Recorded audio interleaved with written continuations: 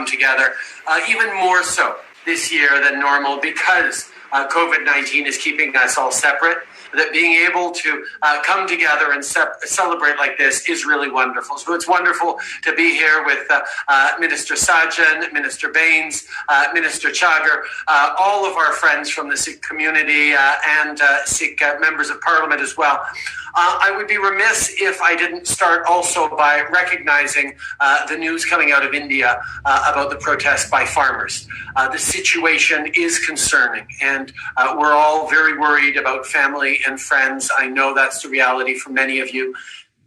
Let me remind you, Canada will always be there to defend the right of peaceful protest. We believe in the importance of dialogue, and that's why we've reached out through multiple means directly to the Indian authorities to highlight our concerns.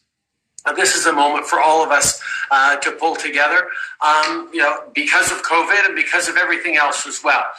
We're going to be there to continue to work together as we there to help each other out. And as we think of neighbors helping neighbors, as we have throughout this pandemic, it is really worthwhile to think about Guru Nanak Dev Ji, whose teachings on equality, compassion, and selfless service is truly at the heart not just of Sikhism, but of Canadian values as well. These are the values we all strive to live by, and we've seen over the past many months as communities have stepped up to help each other, as young people have helped elders who are isolated, as people are making sacrifices every day to get through this real challenge. We've seen that these values are so important now as much as any time. So as we celebrate this this anniversary, this Guru happy Guru Purab. This is my first Guru Purab, so I'm learning the language on this one. I have been to many celebrations over the past. Speaker, today is Guru Nanak Dev Ji's Gurpurab, meaning is the birthday of the founder of the Sikh faith. And this year, Sikhs across Canada and around the world are thinking and praying for India's farmers who are peacefully protesting new farming legislation. Hundreds of thousands of farmers from Punjab, Haryana, and other parts of India have made their way to Delhi.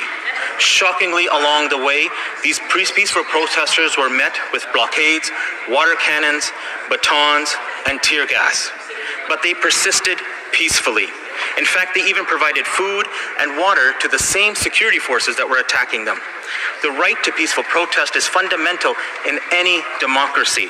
These farmers deserve to be heard and respected. So as the world watches, Mr. Speaker, we urge the Indian government to hear out the farmers. Because the fact is, Mr. Speaker, no farmers, no food. The laws would cause the government to stop buying grain at guaranteed prices and result in their exploitation by corporations that would buy their crops cheaply. 9:48 and 4 degrees.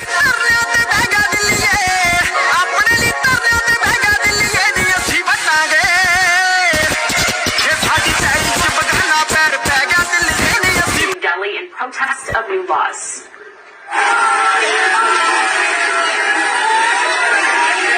They used tractors to clear walls of concrete shipping containers and parked trucks set up by police on highways leading to the capital.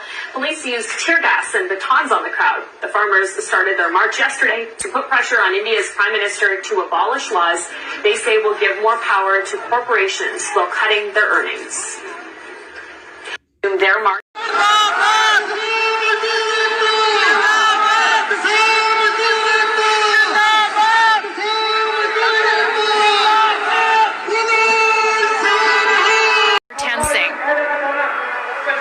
This is a really big issue that impacts a lot of folks across Canada. There's a lot of folks from the Punjabi community from across India who their families being impacted, or they're being directly impacted by a lot of unjust laws that are being passed currently that impact farmers in India. And the farmers in India have come together, they're peacefully protesting, and they're being met with violence. They're being met with tear gas, with water cannons, with baton charges. And it's something that as people who support human rights, as Canadians, we have a history of standing up for human rights. We're here to condemn this violence and say the whole world is watching. And we're